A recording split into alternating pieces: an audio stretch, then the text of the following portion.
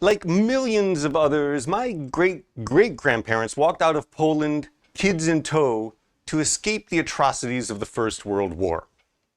I vaguely remember the whispered stories, overheard while I was supposedly playing in the next room, of silent mountain hikes in the dead of night, of loved ones lost to that war's gaseous repugnance, an ominous harbinger of worse to come. Decades later, when the worst arrived, my mom's dad lost his life storming the Normandy beach. I've been thinking about my family as I watch, in horror, sorrowful, as other people's grandparents, and those who one day hope to be, are bombed out of existence because yet another madman has taken control of the machinery and minds of war. Because the human species has yet to learn how to coexist, or better, cooperate. The present suffering is wordless wails through tearfalls of pain. Once again. A monumentally conflicted world challenges our belief in a loving God. The war in Ukraine, global climate change, the rise of autocracies, the dumbing down of societies being manipulated and controlled by multinational corporations, power mongers of systemic racism, and the corrupting influence of profit at any cost is overwhelming. Where is God in all of this? Why does it seem the entirety of creation is suffering? Well, for thousands of years, spiritually inclined people have been dealing with the question of theodicy, or why a loving, all-powerful God permits or at least doesn't do anything about human suffering. Our earliest answers, and unfortunately still too many of them today, were that bad things happen because the gods are punishing us for some offense. But often we suffered merely because the gods felt like messing with us. Eventually, though, the ancient Jewish people, adapting ideas from even earlier Semitic and other Eastern cultures, they decide that there is one God over all, and that God is not quite so willy-nilly. They begin to at least stop blaming or crediting God for every little thing and realize that if you don't water the crops, they don't grow.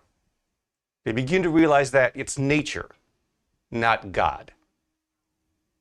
As nomadic tribes settled into towns, it became increasingly important then for every citizen to do their part, not only for their neighbor, but also for God. While early Judaism undeniably had as retributive a God as other cultures, the reason for that retribution rapidly evolves from peeved alien overlord to an entire people in a contractual obligation with the supreme being, the creator of everything seen and unseen. That's a big contract, folks.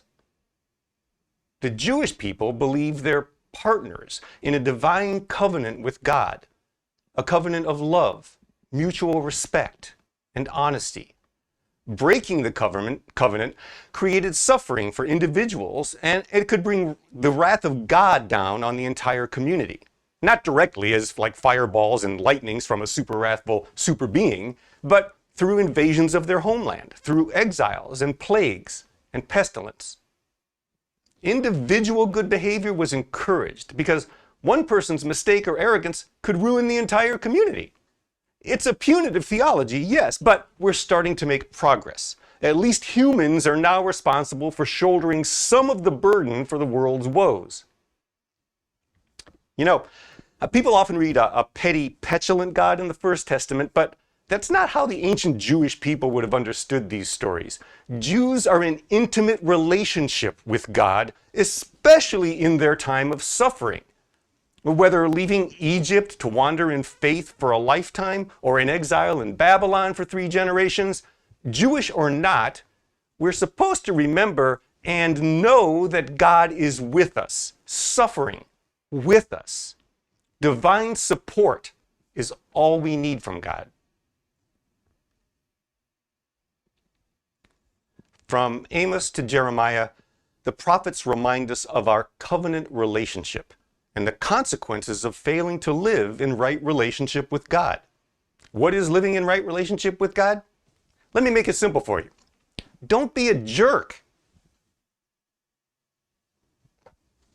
When the Jewish people are exiled in 2 Kings, when the fields dry up and there's no yield from even the grapevines in Deuteronomy, when a couple of bears maul a bunch of kids for making fun of a bald guy, the blame is placed not on a wanton act of God, but on the people who brought these circumstances upon themselves by acting in an anti-covenantal manner, disregarding the good of society, being jerks. The Jewish people understood that actions have consequences, and they were beginning to develop the idea that consequences have less to do with a punishing God than with natural responses to our abuses, both personal and planetary. The importance of theological movement from the gods are doing this to me because I was bad to God is with me and loves me and is encouraging me to keep trying even though I mess up all the time cannot be understated. God doesn't cause anything to happen anywhere to anyone. Instead, God is with us in every unexpected moment of every life, laughing with us, crying with us, succeeding and failing with us, being born and dying with us. In his masterful letter to the church in Rome, also struggling in a time of terror, Paul urges us to remember that God is not punishing us for a transgression, but birthing a new world through us. And birth is messy and sometimes violent. In Romans 8:18-25, Paul writes, "That's why I don't think there's any comparison between the present hard times and the coming good times. The created world itself can hardly wait for what's coming next. Everything in creation is being more or less held back. God reins it in until both creation and all the creatures are ready and can be released at the same moment into the glorious times ahead. Meanwhile, the joyful anticipation deepens. All around us, we observe a pregnant creation. The difficult times of pain throughout the world are simply birth pangs. But it's not only around us, it's within us. The Spirit of God is arousing us within. We're also feeling the birth pangs. These sterile and barren bodies of ours are yearning for full deliverance. That's why waiting does not diminish us any more than waiting diminishes a pregnant mother. We're enlarged in the waiting.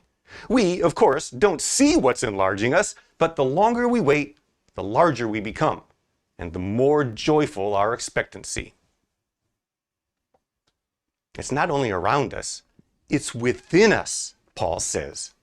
The entire creation is reforming, and we're all feeling it. We're all pregnant with it.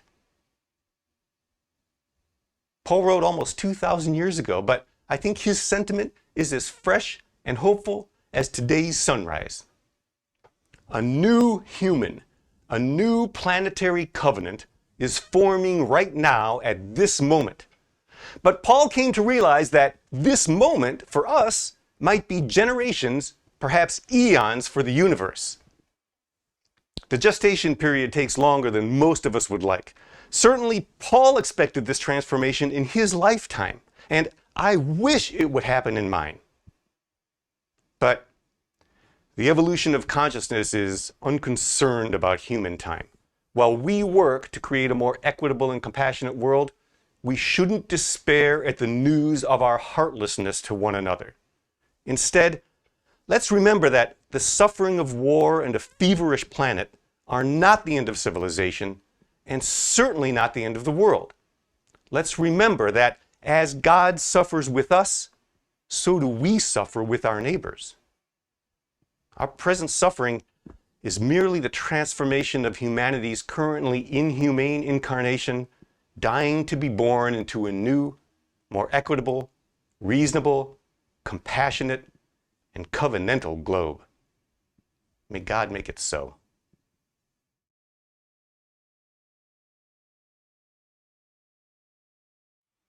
Our question today is, how might we live in covenant? How might we remember God's covenant, and how might we better live in that covenant? Since we're